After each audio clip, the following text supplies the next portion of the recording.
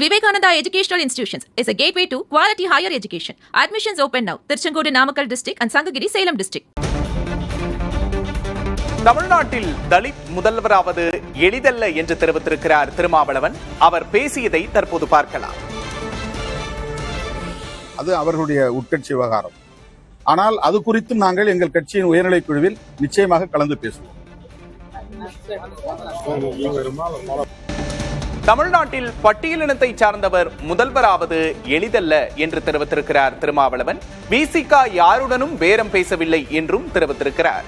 திமுக கூட்டணியில்தான் தொடர்கிறோம் என்றும் தெரிவித்திருக்கிறார் திருமாவளவன். தன்னை முதல்வராக்குவதற்கு பேச்சு நடந்ததாக திருமாவளவன் உறுதிப்படுத்தியிருந்தார். இந்த நிலையில் திருமாவளவனின் இந்த கருத்து முக்கியத்துவம் பெறுகிறது. தமிழ்நாட்டில் பட்டியலினத்தைச் சேர்ந்தவர் முதல்வராவது எளிதல்ல என்று தெரிவித்திருக்கிறார் விசிக தலைவர் திருமாவளவன். அவர் பேசிய காட்சிகளை மீண்டும் ஒரு முறை பார்க்கலாம். மறுபடியும் சொல்றது காசிப்ஸ் எல்லா இடத்துலையும் பேசுறது. அதை ஒன்றும் ரகசியமா ஒன் டு ஒன் யாரும் பேசல. இரண்டு தனிநபர்களுக்கு இடையில பேசப்பட்ட செய்தி இல்லை. எல்லாம் கும்பலா இருக்கிற இடத்துல தான் பேசுறாங்க. இது மாதிரி பேசுறாங்களா உங்களுக்கு தெரியுமா, இப்படி சொல்லிக்கிறாங்களா உங்களுக்கு தெரியுமா அப்படிங்கிற ஒரு காசிப்ஸ் தான். அது ஒரு கிசுகிசுப்பு அல்லது ஒரு முணுமுணுப்பு, அவ்வளவுதான். அதைத்தான் நம்ம சொல்றோம். இது நாங்க மூடு மந்திரமான ஒரு செய்திகள்ல. இது ரெண்டு பேருக்கு இடையில தனியா நாங்க ஒரு மூடப்பட்ட அறையில உட்கார்ந்து பேசுறோம். 10 பேர் முன்னாலதான் எல்லாரும் பேசுறாங்க. இப்படி பேசிட்டு இருக்காங்களா உங்களுக்கு தெரியுமான்றாங்க. அப்படி பேசுறதே தப்பு, அப்படி பேசுறது நல்லது இல்லைன்னு சொல்றோம், அவ்வளவுதான். அது நாங்க கூட்டணி கட்சி தலைவர்கள் எப்ப வேணாலும் கூப்பிட்டாங்களா. 5ஆம் தேதி போய் சந்திச்சோம், 7ஆம் தேதி போய் சந்திச்சோம், 8ஆம் தேதி சந்திச்சோம். இன்னமும் அந்த கூட்டணியில இருக்கிறேன்னு தான் நான் சொல்லிட்டு இருக்கிறேன். நாளைக்கு கூப்பிட்டா கூட போய் நான் சந்திப்பேன். இதுல என்ன இருக்குது? நாங்க வெறும் தாவேகா ஆட்சி அமைப்பதற்காக மட்டும்தான் எங்களுடைய ஆதரவை நாங்க நல்கி இருக்கிறோம். அங்க 2 சீட்ல ஒரு ஆட்சி அமைய முடியாமல் போயிடக்கூடாதுங்கிறதுனால, பிரசிடென்ட் ரூல் இங்க வந்துடக்கூடாதுங்கிறதுனால, மறுபடியும் ஒரு தேர்தல் வந்துவிடக்கூடாது என்பதனால எங்க கூட இருந்த கட்சிகள், காங்கிரஸ், இடதுசாரிகள், இவங்கெல்லாம் ஏற்கனவே அவங்களுக்கு ஆதரவை நல்கி இருக்கிற சூழலில் 2 இடங்களால் ஒரு ஆட்சி அமைவதை விடுதலை சிறுத்தைகள் தடுத்து விட்டது என்ற குற்றச்சாட்டு எழுந்துவிடக் கூடாது என்கிற பொறுப்புணர்வோடு நாங்கள் அந்த முடிவை எடுக்கிறோம் என்று நான் வெளிப்படையாக சொல்லிவிட்டேன். வெளியிலிருந்து ஆதரவு, அன்கண்டிஷனல் சப்போர்ட், எந்த சூழலிலும் நாங்கள் அந்த அமைச்சரவையில் இடம்பெற மாட்டோம் என்பதை ஏற்கனவே நான் சொல்லியிருக்கிறேன். எங்க கட்சி தோழர்கள், முன்னணி தோழர்கள் அமைச்சரவை இடம்பெற வேண்டும் என்று இன்னும் பேசிக் கொண்டிருக்கிறார்கள். அது வேறு. ஆனால் ஒரு கட்சியின் தலைவர் என்கிற முறையில் நான் எடுத்த முடிவை அதிகாரபூர்வமாக செய்தியாளர்கள் சந்திப்பில் அறிவித்து விட்டேன். அந்த அறிவிப்பிலேயே சொன்னேன், நாங்கள் திமுக கூட்டணியில் தான் தொடர்கிறோம், எங்களுடைய ஆதரவை மட்டும் நல்குகிறோம் அப்படின்னு சொன்னேன். அந்த வட்டாரத்துல இப்படி எல்லாம் பேச்சு இருக்கு உங்களுக்கு தெரியுமான்னு கேட்டாங்க, அவ்வளவுதான். ஆதரவு கடிதம் வழங்கினதுக்கு அப்புறம் நீங்க செய்தியாளர் சந்திப்பு வர்றப்ப கூட உங்களுக்கு அழைப்பு வந்துச்சு. அதாங்க, அது நான் யாராவது அதிகாரபூர்வமா அழைச்சாங்க சொல்றேன். யாரோ பேசுறாங்க, வெல் விஷஸ் பேசுறாங்க, மீடியேட்டர்ஸ் பேசுறாங்க. பொலிட்டிக்கலா அது நடக்கத்தானே செய்யும். அவங்களுடைய சர்வைவல் இருந்து தானே அவங்க சிந்திப்பாங்க. அப்ப அந்த மாதிரி ஒரு குறிப்பிட்ட கட்சியினுடைய தலைவர் என்கிட்ட பேசினாரு, அல்லது அவரு பேசினாரு, இவரு பேசினாரு எங்கேயா சொல்லியிருக்கேன். காசிப்ஸ்ங்கிறது எல்லாரும் முன்னாடி நடக்கிற ஒன்றுதான். அது ஒன்னும் மூடு மந்திரம் கிடையாது. அதிகாரபூர்வமா அணுகல, அதுதான் செய்தி. அந்த மாதிரி இதை போர்ஸ் பண்ணி இப்படி நம்ம முடிவெடுப்போம், இதுக்கு ஒத்துழைப்பு தாருங்கள், அதை நாம செய்யலாம் அப்படின்னு எந்த தரப்புல இருந்து தகவல் இல்லை. இதெல்லாம் இடையில இருக்கக்கூடிய சில தலைவர்கள் ஏன் ஒரு தலித் முதலமைச்சர் ஆகக்கூடாது அப்படின்னு சில வெல்விஷஸ். இப்ப எங்க கட்சி பொதுச் செயலாளரே ஒரு ட்வீட் போட்டாரு. அதை ஒட்டி நிறைய நண்பர்கள் பேசினாங்க. நாம அது சரியான அணுகுமுறை இல்லை அப்படின்னு நம்ம சொல்லிட்டோம். எங்க பொதுச் செயலாளர்கிட்ட கூட இந்த மாதிரி கருத்துக்களை நீங்க பதிவிட வேண்டாம், நாம இறுதியான ஒரு முடிவை எடுக்காத நிலையில இப்படிப்பட்ட கருத்துக்களை சொல்றது ஏற்புடையது அல்லங்கிறத அவர்கிட்ட உடனடியாவே நான் சுட்டிக்காட்டி இருக்கிறேன். நாங்க தொடக்கத்திலிருந்தே திமுக கூட்டணியில் இருந்தாலும் தாவேகா ஆட்சி அமைப்பதற்கு ஆதரவு நல்குவது தவறில்லை என்கிற நிலைப்பாட்டை எடுத்து விட்டோம். 8ஆம் தேதி எடுத்த உடனேயே, கம்யூனிஸ்ட் எடுத்த உடனேயே நாங்கள் அறிவிக்க வேண்டும் அப்படின்னு பலரும் எதிர்பார்க்கிறாங்க. நாங்க ஒரு கட்சி நடத்துறோம், எங்க கட்சிக்குள்ள விவாதம் செய்ய வேண்டிய தேவை இருக்கிறது. அவங்களோட சேர்ந்து எடுப்போம்னா அவங்க என்ன முடிவு எடுக்கிறாங்களோ அதை பேஸ் பண்ணி நாங்க முடிவு எடுப்போம்னு சொன்னோம், அவ்வளவுதான். அது ஒரு தோழமை அடிப்படையில, அவங்களோட இருக்கிற நட்பின் அடிப்படையில, உறவின் அடிப்படையில நான் உரிமை எடுத்துக்கொண்டு நானாக சொன்னது. அது கம்யூனிஸ்ட் கட்சிக்காரங்க சொல்லல. அவங்க யாரும் எங்கள்கிட்ட நாமெல்லாம் சேர்ந்து எடுப்போம்னு சொல்ல, நானா சொன்னேன், தோழர் நாங்க உங்களோட சேர்ந்து பயணிக்கிறோம், நீங்க என்ன முடிவு எடுக்க போறீங்களோ அந்த முடிவை நாங்க பேஸ் பண்ணி எங்க கட்சி தோழரோட கலந்து பேசி அதை நாங்க அறிவிப்புன்னு சொல்லியிருந்தோம். நான் 8ஆம் தேதி காலையில இதே இடத்துல நீங்க நிக்கிற இடத்துல கேட்டாங்க, நான் சொன்னேன் இன்னைக்கு மாலை 4 மணிக்கு தான் கம்யூனிஸ்டுகள் முடிவெடுக்க போறாங்க. அதுக்கு பிறகுதான் எங்க ஹை லெவல் கமிட்டி கூட்டம் நடக்கும். எந்த முடிவா இருந்தாலும் அரசியல் முடிவுகளை, உடனடி முடிவுகளை நாங்க அந்த உயர்நிலை குழுங்கிற அமைப்புல தான் உட்கார்ந்து நாங்க பேசுவோம். அதில் தான் முன்னணி பொறுப்பாளர்கள் இருக்கிறாங்க.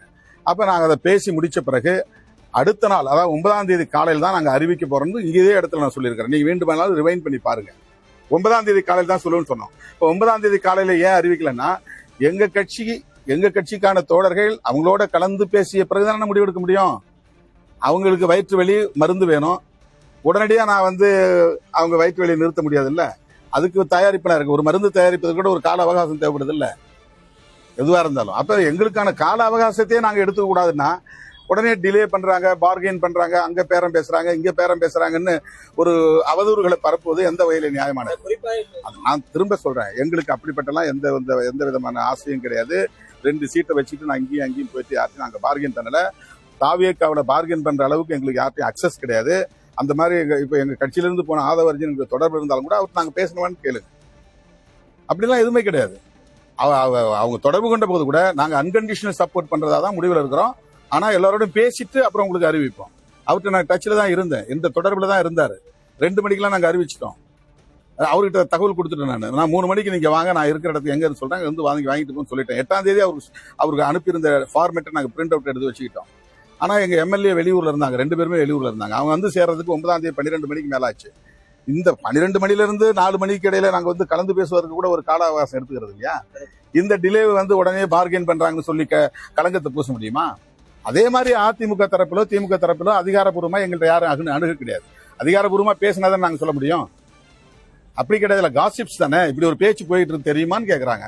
அவ்வளவுதான். எத்தனையோ விஷயங்களை பேசினாரு கூட்டணியுடைய தலைவர். எங்கிட்ட நாங்க ஒற்றுமையா இருப்போம், நாம் சேர்ந்து செயல்படுவோம் அப்படிங்கிற கருத்தை 5ஆம் தேதி சொன்னார். அதே கருத்தை எங்களுக்கு 7ஆம் தேதி சொல்றாரு. ஏன்னா நாங்க நீண்ட காலம் அவங்களோட டிராவல் பண்ணிருக்கிறோம். கொஞ்ச நாள் இல்ல, நீண்ட காலம் 3-4 பொது தேர்தலில் சந்திச்சிருக்கிறோம். அப்படிங்கிற நிலையில அந்த உரிமையோட எங்களோட அவர் பேசுறாரு. அவ்வளவுதான்.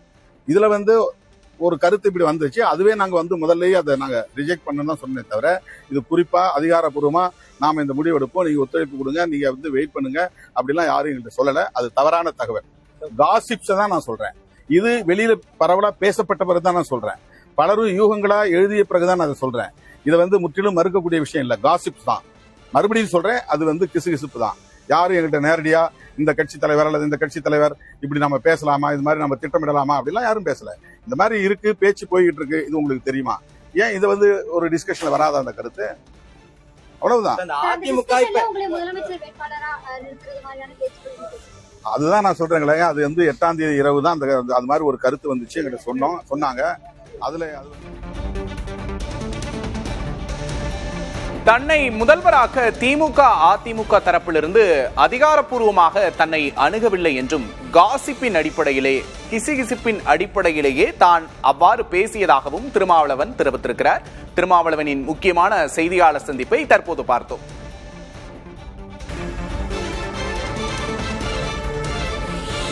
விசிக தலைவர் திருமாவளவன் தற்போது செய்தியாளர்களை சந்தித்தார். திமுக அதிமுக கூட்டணி என்ற பேச்சு உள்ளதாக சிலர் என்னிடம் பேசியதாக அவர் தெரிவித்திருக்கிறார்.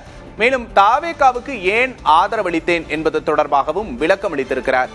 குடியரசுத் தலைவர் ஆட்சி வந்துவிடக் கூடாது என்பதாலேயே தாவேகாவுக்கு ஆதரவளித்தோம், ஆட்சியில் இடம்பெற மாட்டோம் என்றும் தெரிவித்திருக்கிறார். மேலும் தன்னை முதல்வராக்குவது தொடர்பான பேச்சுக்களுக்கும் அவர் விளக்கம் அளித்திருக்கிறார். இது தொடர்பாக திமுக அதிமுகவிலிருந்து யாரும் தன்னை அதிகாரப்பூர்வமாக அழைத்து பேசவில்லை என்றும் தெரிவித்திருக்கிறார். சில நலம் விரும்பிகளே என்னிடம் இது தொடர்பாக பேசினர் என்றும் தெரிவித்திருக்கிறார் திருமாவளவன்.